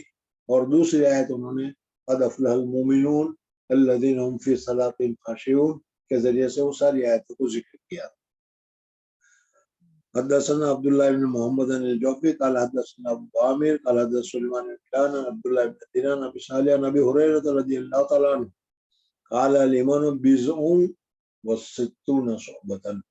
حضرت ابو ہریرہ رضی اللہ تعالی عنہ کی روایت ہے کہ حضور اقدس صلی اللہ علیہ وسلم نے فرمایا ایمان 60 یا 70 مانے 70، اور بضع کا اطلاق 3 سے لے کر 9 پر آتا ہے۔ اس وجہ سے 61 62 63 64 65 66 67 68 69 تک ہو گیا، یا اگر 70 ہے تو 71 72 73 سے 79 تک ہو گیا۔ تو اسلام کے اتنے شعبے ہیں۔ اب یہاں پر ایک بات اتنی یاد رکھنا کہ حدیث دونوں قسم کے حدیث میں الفاظ ہے، 60 بھی ہے اور 70 بھی ہے، اور دونوں صحیح ہے، غلط نہیں ہے۔ ایسا نہیں کہ حضور صلی اللہ علیہ وسلم کو معلوم نہیں تھا تو پہلے 60 کہہ دیا، پھر 70 کہا، یا پہلے 70 کہہ دیا پھر معلوم ہوا تو 60 ہوا، یہ بات نہیں ہے۔ بلکہ اللہ جل جلالہ و من والہ کی طرف سے اعمال میں، فضائل میں، ثواب میں ہمیشہ یہ بات یاد رکھنا کہ حضور اقدس صلی اللہ علیہ وسلم کو اپنی امت کے ساتھ بے انتہا درجے کا تعلق تھا۔ امت کے ساتھ حضور اقدس صلی اللہ علیہ وسلم کو بے انتہا محبت تھی۔ اس وجہ سے اللہ جل جلالہ و من کی طرف سے جب کوئی نعمت امت کو عطا ہوتی تھی تو حضور اقدس صلی اللہ علیہ وسلم اسی پر مسرور ہو کر، اسی پر خوش ہو کر بیٹھ نہیں جایا کرتے تھے، بلکہ بار بار اللہ تبارک و تعالیٰ سے دعا کرتے رہتے تھے کہ اللہ اور بڑھا دو، اور فضل بڑھا دو، اور فضل بڑھا دو، اور فضل بڑھا دو۔ تو اس طریقے سے نیکیوں کے سلسلے میں تمہیں معلوم ہے کہ جو آدمی ایک نیکی کرے گا، ایک عمل کرے گا تو ایک عمل کا ایک ثواب تو ملے گا، لیکن حضور اقدس صلی اللہ علیہ وسلم کا کہ اللہ میری امت بہت محتاج ہے، ذرا اور بڑھا دیجئے، اور بڑھا دیجئے، اور بڑھا دیجئے، تو پھر 1 کے 10 کر دیے۔ تم ایک نیکی کرو 10 گنا ثواب ملے گا۔ اللہ تعالیٰ سے حضور صلی اللہ علیہ وسلم اور بھی دعا کرتے رہے، اور بڑھا دیجئے، اور بڑھا دیجئے، اور میں کہ جتنا اخلاص اور ہوگا اتنا بڑھاتا چلا جائے گا، کہا کہ 1 کی جگہ پر 700 بلکہ 700 سے بھی زیادہ ملے گا۔ بہرحال تو اسی طریقے سے جب اللہ تبارک و تعالیٰ کی طرف سے کچھ بتایا گیا تو اللہ تبارک و تعالی حضور اکرم صلی اللہ علیہ وسلم نے اس میں زیادتی کی دعا کی، اللہ تبارک و تعالیٰ نے اس دعا کو قبول کیا اور جو پہلے بتایا تھا اس سے زیادہ بتایا، یعنی پہلے بتایا کہ ایمان 60 سے زیادہ اوپر 9 تک 69 چیزوں کے شعبے کا نام ایمان ہے۔ حضور اکرم صلی اللہ علیہ وسلم نے دعا کی تو پھر اللہ تبارک و تعالیٰ نے اس میں 10 اور بڑھا دیے تو کیا ہے 70 اور 79 تک اس کو ذکر کر دیا گیا۔ تو اس طریقے سے اس میں کیا ہے اللہ تبارک و تعالیٰ کے فضل اور اللہ تبارک و تعالیٰ کے کرم جو بعد میں بڑھتا رہا، حضور صلی اللہ علیہ وسلم نے ذکر کیا۔ جیسے پہلے بتایا کہ پہلے نماز پڑھو گے تو 1 نماز کا ثواب، اور جماعت کے ساتھ نماز پڑھو گے تو 25 نماز کا ثواب۔ حضور صلی اللہ علیہ وسلم کہا کہ یا اللہ اور بڑھا دیجیے اور بڑھا دیجیے، تو اللہ تعالیٰ نے 27 نماز کا ثواب بڑھا دیا۔ تو اس طریقے سے ثواب میں جو بڑھوتری ہوگی یا پہلے کم ہو پھر زیادتی ہو تو اس کا مطلب یہ ہے، اور عذاب میں اس سے الٹا ہوگا، یعنی پہلے زیادہ اور پھر اس کے بعد کم۔ حضور صلی اللہ علیہ وسلم دعا کرتے رہے یا اللہ برداشت کرنے کی طاقت نہیں ہے، ذرا عذاب میں کم کر دیجئے کم کر دیجئے کم کر دیجئے، تو پھر عذاب کی جو حدیث آئے گی تو اس میں کسی میں زیادہ آئے گا کسی میں کم آئے گا، سب کی توجیہ اسی میں آ جائے گی۔ بہرحال باب امور الایمان ہے۔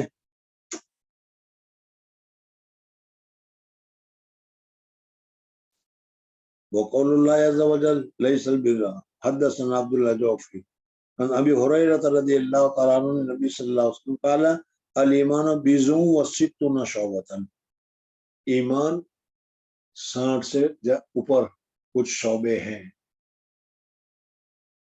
والحیاء شعبۃ من الایمان، حیا اور شرم یہ ایمان کا بہت بڑا شعبہ ہے، اس وجہ سے کہ حیا کی وجہ سے آدمی بعض چیزیں کرنے کے لیے تیار ہو جاتا ہے، اور حیا کی وجہ سے بعض چیزیں کرنے سے وہ رک جاتا ہے۔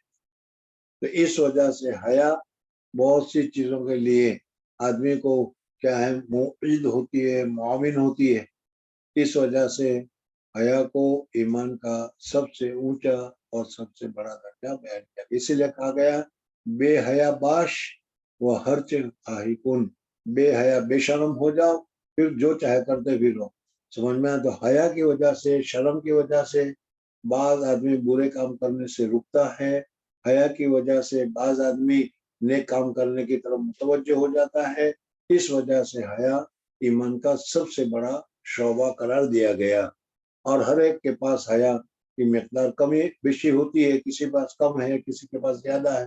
تو اس سے یہ معلوم ہوا کہ ایمان یزید و ینقص، اور یہ بھی معلوم ہوا کہ حیا ایک ایسا شعبہ ہے کہ جو ایمان کا شعبہ ہے، اور اس وجہ سے اس کا ہونا ضروری ہے۔ اس وجہ سے اگر ایمان کو مرکب قرار دیا جائے کہ ایمان عقائد اور حیا وغیرہ سے بنا ہو تو صحیح ہے۔ اس طریقے سے امام بخاری رحمۃ اللہ تعالیٰ علیہ اپنی دلیل کو ثابت کرتے جائیں گے۔ والحیا شعبۃ من الایمان، جی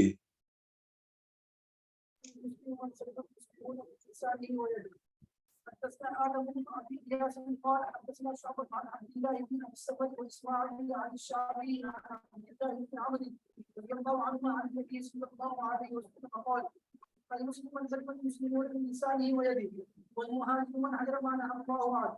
قال أبو عبد الله وقال أبو معاوية حدثنا الله بن عن عامر بن عامر قال سمعت عبد الله بن عامر عن النبي صلى الله عليه وسلم وقال عبد الله بن داود بن عاصم عن عبد الله رضي الله عنه عن النبي صلى الله عليه وسلم.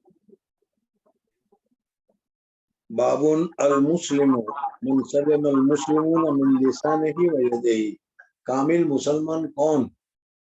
کامل مسلمان کون؟ تو کہ کامل مسلمان، پکا مسلمان، سچا مسلمان وہ ہے من سلم المسلمون من لسانه و یدہ، کہ دوسرے مسلمان اس کی زبان سے اور اس کے ہاتھ کے اذیت سے محفوظ رہے۔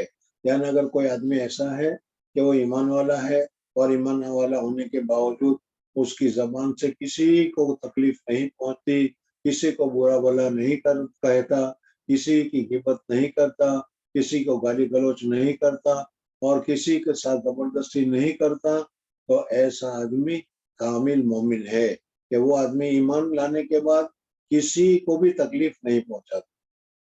تکلیف عام ہے جس چیز سے پہنچے۔ یہاں پر دو چیزیں بتائی گئی، لسان اور ید، اس وجہ سے کہ عامتاً تکلیف پہنچانے کے یہ دو راستے ہیں، یا تو زبان سے ہو، کلام نہیں کہا لسان کہا، اس وجہ سے کہ لسان سے اشارہ کر کے یوں کر کے بھی اشارہ کر کے بھی تکلیف پہنچائی جا سکتی ہے۔ اس وجہ سے حضور اکرم صلی اللہ علیہ وسلم نے فرمایا کہ من سلم المسلمون من لسانہ، اب لسان میں تمام چیزیں آ گئی، گالی گلوچ ہے، برا بھلا کہنا ہے، غیبت کرنا ہے، اور اس کے علاوہ زبان سے برا اشارہ کرنا ہے وغیرہ۔ تو یہ آدمی اگر کسی دوسرے مسلمان کو گالی دیتا ہے، برا بھلا کہتا ہے، برائی کرتا ہے، غیبت کرتا ہے، تو اس آدمی کا ایمان ناقص ہے۔ اور اگر اس کی زبان سے کسی کو تکلیف نہیں پہنچتی بلکہ ہر وقت وہ اپنے دین کو، اپنی زبان کو اچھے کاموں میں، اچھی باتوں میں استعمال کرتا ہے، ذکر اذکار میں لگا ہوا ہے، لوگوں کو خیر کی بات پہنچانے میں لگا ہوا ہے، تو یہ آدمی کامل الایمان ہے۔ دوسری بات بتائی ید، یہاں پر پھر اشکال ہوگا، المسلم من سلم المسلمون، تو کیا غیر مسلموں کو نقصان پہنچائے تو کوئی حرج کی بات نہیں۔ یہاں پر مسلمان یا غیر مسلم کوئی بھی ہو، کسی کو بھی نقصان پہنچائے گا، کسی کو بھی تکلیف دے گا، تو اس کے ایمان میں کمزوری ہوگی، اس کے ایمان میں کمی ہوگی۔ کامل ایمان والا نہ تو مسلمان کو تکلیف دیتا ہے نہ غیر مسلم کو تکلیف دیتا ہے۔ پھر یہ سوال پیدا ہوتا ہے کہ یا تو مسلمون کا لفظ کیوں کہا گیا؟ تو اس کا جواب یہ ہے کہ جب کسی چیز کا تذکرہ کیا جائے، جب کسی چیز کو بتایا جائے، تو اعلیٰ درجے کا جو ہوتا ہے اس کو ذکر کر دیا جاتا ہے، تو یہ اعلیٰ درجے کا ذکر کیا جانا سب کے لیے شامل ہو جاتا ہے۔ جیسے مثلا اگر کوئی آدمی آئے اور آ کر تمہارے محترم صاحب سے کہیں کہ بھائی تمہارے مدرسے میں کتنے لڑکے پڑھتے ہیں؟ تھا اتنے 200 لڑکے۔ اچھا، کوئی اچھے سے 2 لڑکے سے ہماری ملاقات کرا دو۔ اب وہ دورے کے 2 آدمیوں کو ملاقات کرا دیتا ہے۔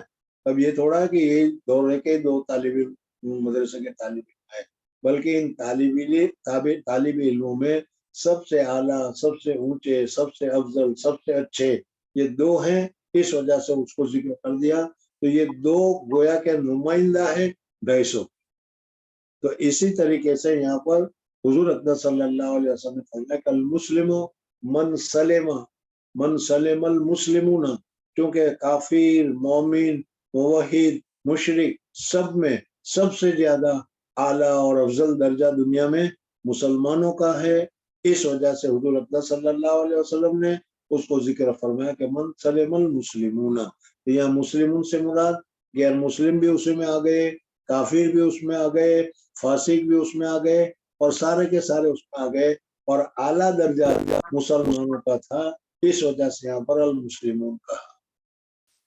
المسلم من سلم المسلمون من لسانہ و یدہ، اور چونکہ ان دونوں جگہوں سے زیادہ اذیت پہنچتی ہے، بلکہ بعض مرتبہ ہاتھ کے مقابلے میں زبان سے جو الفاظ کہے جائے، زبان سے جو بات کہی جائے، وہ زیادہ دل پر اثر کرتی ہے۔ اس وجہ سے حضور اکرم صلی اللہ علیہ وسلم نے لسان کا لفظ فرمایا، جراحات السنان لہل التیام وما یلتام ما جرح اللسان۔ یہ تم نے شعر پڑھا ہوگا کہ زخم اگر لگ جائے، کسی کو گولی لگ جائے، کسی کو چاقو لگ جائے، تو وہ زخم مہینے میں، 1.5 مہینے میں، 2 مہینے میں، 6 مہینے میں زخم بھر جاتا ہے اور وہ تندرست ہو جاتا ہے۔ لیکن زبان کے ذریعے سے اگر کسی کو زخم پہنچا ہے، جراحات السنان لہل التیام وما یلتام ما جرح اللسان، اگر زبان سے کوئی بات، اگر کسی کو گالی دے دی، کسی کو حرامی کہہ دیا، کسی کو برا بھلا کہہ دیا، تو یہ جو زبان سے تکلیف پہنچائی ہے، وہ تکلیف اتنی زیادہ اثر انداز ہوتی ہے کہ مہینے گزر جائے، سال گزر جائے، لیکن دل میں وہ بات رہتی ہے کہ اس نے ایک مرتبہ مجھے حرامی کہا تھا، اس نے ایک مرتبہ مجھے ذلیل کیا تھا، سمجھ میں آئے؟ تو اس وجہ سے حضور اقدس صلی اللہ علیہ وسلم نے اس حدیث میں لسان کو پہلے ذکر کیا اور ید کو بعد میں ذکر کیا۔ المسلم من سلم المسلمون من لسانہ و یدہ۔ بہرحال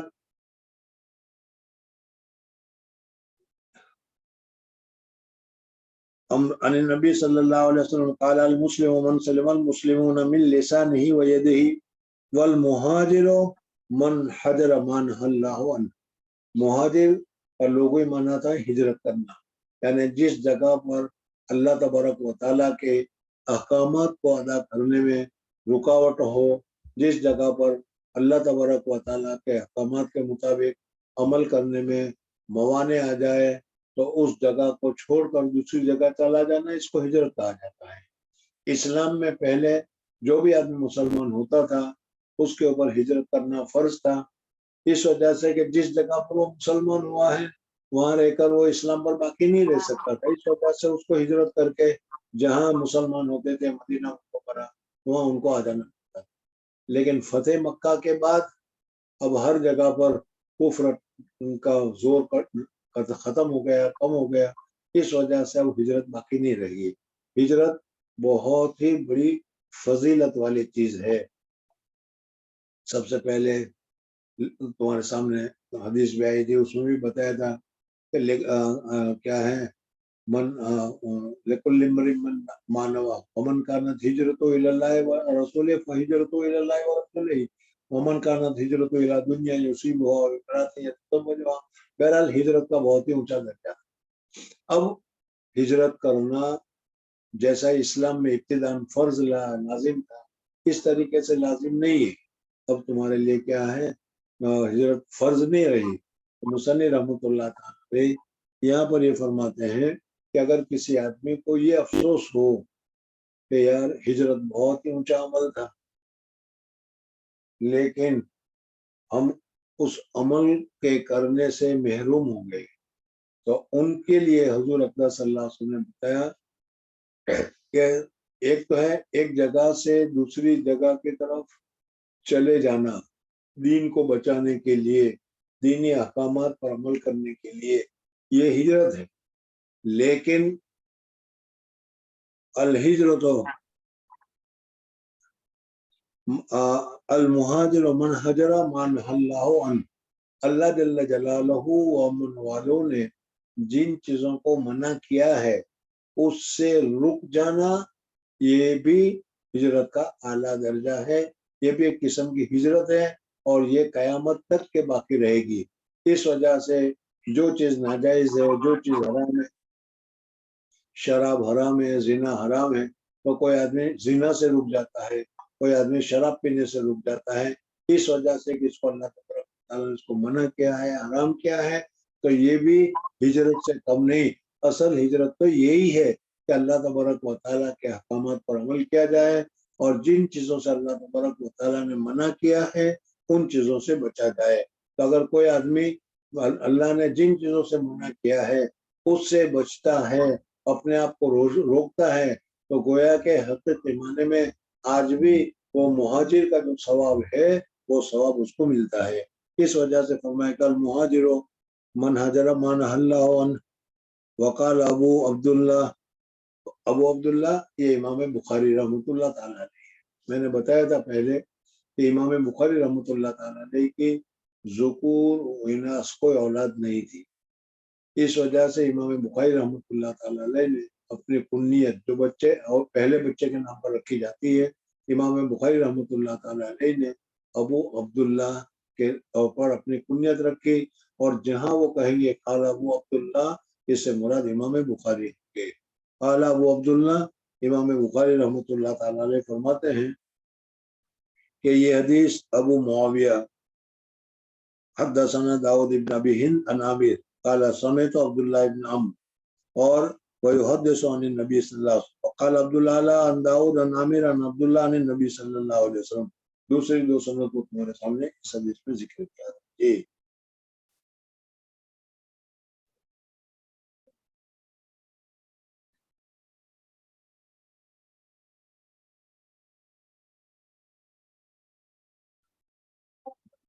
آواز نہیں آ رہی، تمہاری آواز نہیں آ رہی.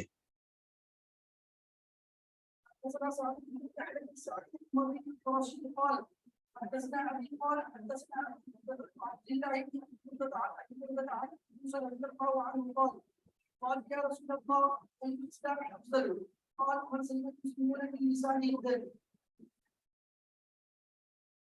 بابن ای الاسلام افضل. اسلام امام بخاری رحمۃ اللہ ترجمہ کا باب کیا کہ اسلام میں بعض عادات، بعض چیزیں اعلیٰ درجے کی ہے اور بعض چیزیں ادنا درجے کی ہے. تو معلوم ہوا کہ اسلام بسیط نہیں ہے، مرکب ہے. پھر یہ بھی معلوم ہوا کہ صرف ایمان لانا، تصدیق قلبی کافی نہیں ہے، بلکہ بعض ایسی چیزیں ہیں کہ اس کو کرنے کی وجہ سے تم کو اول نمبر حاصل ہوگا، بعض چیزیں ایسی ہیں کہ اس کے کرنے کی وجہ سے سیکنڈ نمبر حاصل ہوگا، اور بعض چیزیں ایسی ہیں کہ اس کے کرنے کی وجہ سے تیسرا درجہ حاصل ہوگا. بہرحال امام بخاری رحمۃ اللہ تعالیٰ علیہ فرماتے ہیں کہ اسلام کے بہت سارے احکامات ہیں. ای الاسلام افضل، اس میں اسلام کا کون سا عمل سب سے زیادہ افضل ہے، سب سے زیادہ بہتر ہے. دیکھو بنیادی طور پر پورا اسلام سب سے زیادہ افضل ہے. اسلام کا کوئی عمل، اسلام کا کوئی فعل، اسلام کی کوئی بات ادنا بھی نہیں اور کیا ہے گھٹیا بھی نہیں. لیکن بعض مرتبہ ضرورت کی وجہ سے، بعض مرتبہ حالات کی وجہ سے، بعض مرتبہ تقاضے کی وجہ سے اس میں اہمیت پیدا ہو جاتی ہے، اور اس صورت میں اس کو زیادہ افضل یا جس کو بہتر بتایا جاتا ہے. جیسے مثلا کھانا کھلانا یہ اچھی بات ہے، لیکن اگر کہیں سیلاب آ گیا ہو، کہیں قدرتی آفت آ گئی ہو، لوگوں کو کھانے کی محتاجگی ہو گئی ہو، تو ایسے وقت میں کھانا کھلانا یہ سب سے زیادہ افضل ہوگا، سب سے زیادہ بہتر ہوگا. حضور اقدس صلی اللہ علیہ وسلم سے بعض مرتبہ سوال کیا گیا ای الاعمال افضل، ای الاسلام افضل، تو حضور اقدس صلی اللہ علیہ وسلم نے کسی وقت کچھ بتایا، کسی وقت کچھ بتایا. اس سب کا بھی مطلب یہی ہے کہ موقع اور محل کے اعتبار سے اگر ایک آدمی آیا اور وہ والدین کی خدمت نہیں کرتا تھا، حضور صلی اللہ علیہ وسلم نے فرمایا کہ والدین کی خدمت کرنا سب سے افضل ہے، یہ اس کے لیے بتایا گیا. اور ویسے بھی والدین کی خدمت کرنا سب سے زیادہ افضل ہے. بہرحال اس طریقے سے موقع کے اعتبار سے، حالات کے اعتبار سے کیا ہے عمل میں کمی بیشی ہویا کرتی ہے. یہاں پر سوال یہ پیدا امام بخاری رحمۃ اللہ نے باب منعقد کیا ای الاسلام افضل، یعنی اسلام کی کون سی خصلت، اسلام کی کون سی عادت، اسلام کی کون سی عادت سب سے زیادہ افضل اور بہتر ہے. حدثنا سعید بن یحییٰ بن سعید العلوی القرشی قال حدثنا ابی قال حدثنا ابو بردۃ عن عبد اللہ بن ابی بردۃ عن موسیٰ رضی اللہ تعالیٰ عنہ، یہ حضرت ابو موسیٰ اشعری رضی اللہ تعالیٰ عنہ ہے. قالوا یا رسول اللہ ای الاسلام افضل، حضور اقدس صلی اللہ علیہ وسلم نے پوچھا گیا کہ اسلام کے عادات میں سے، اسلام کی خصلت میں سے، اسلام کی باتوں میں سے کون سی بات سب سے زیادہ افضل ہے. تو اب ترجمۃ الباب اگر تم دیکھو تو اس میں یہ کہ بھائی اسلام ایک چیز کا نام نہیں ہے، بہت ساری چیزوں کا نام. تو معلوم ہے کہ اسلام بسیط نہیں، مرکب ہے. دوسری بات یہ ہے کہ دیکھو عمل کی ضرورت ہے، تم کہتے ہو عمل کی ضرورت نہیں ہے. دیکھو یہاں حضور صلی اللہ علیہ وسلم نے فرمایا کہ یہ عمل سب سے افضل ہے، یہ عمل سب سے افضل ہے، یہ عمل سب سے افضل ہے. ای الاسلام افضل قال من سلم المسلمون من لسانه ویدہ، کہ وہ جو کہ دوسرے مسلمان، یعنی کوئی آدمی ایسا ہو کہ جس کی وجہ سے کسی کو نہ نقصان ہو، کسی کو نہ تکلیف ہو، اس کی زبان سے کسی کو تکلیف نہیں، اس کے ہاتھ سے کسی کو تکلیف نہیں، تو ایسا آدمی جو لوگوں کو تکلیف نہ پہنچائے یا لوگوں سے کسی کو تکلیف نہ ہو، وہ آدمی سب سے زیادہ افضل اور سب سے زیادہ بہتر ہے.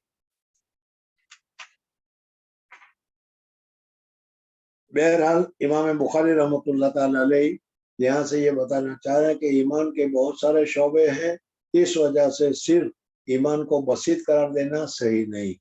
دوسرا جواب یہ ہے کہ ایمان کے بہت سارے شعبے ہیں، ان شعبوں کو کرنا بھی ضروری ہے، لیکن منجی ایمان کے لیے جن چیزوں کا ماننا ضروری ہے اس طریقے سے نہیں، بلکہ اس میں اگر کچھ کمی بیشی ہو جائے گی تو ایمان میں کمی بھی ہوگی، ایمان میں بیشی بھی ہوگی۔ بہرحال کبھی اور بہرحال امام ابو حنیفہ رحمۃ اللہ تعالیٰ علیہ، امام شافعی رحمۃ اللہ تعالیٰ علیہ، امام بخاری رحمۃ اللہ تعالیٰ علیہ وغیرہ جو ذکر کر رہے ہیں وہ اپنی جگہ پر صحیح ہے۔ یہ اختلاف لفظی ہے، حقیقی نہیں، بلکہ حقیقت کے اعتبار سے تینوں کے تینوں، بلکہ یہ چاروں فرقے یا چاروں جماعت والے جو اہل سنت والجماعت متحد ہیں اور یکساں ہیں۔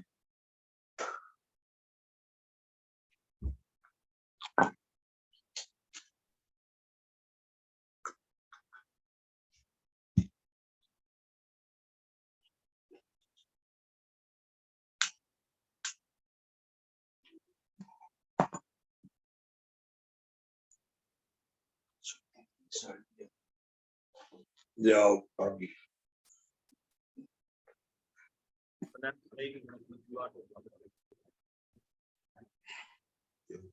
کوئی دعا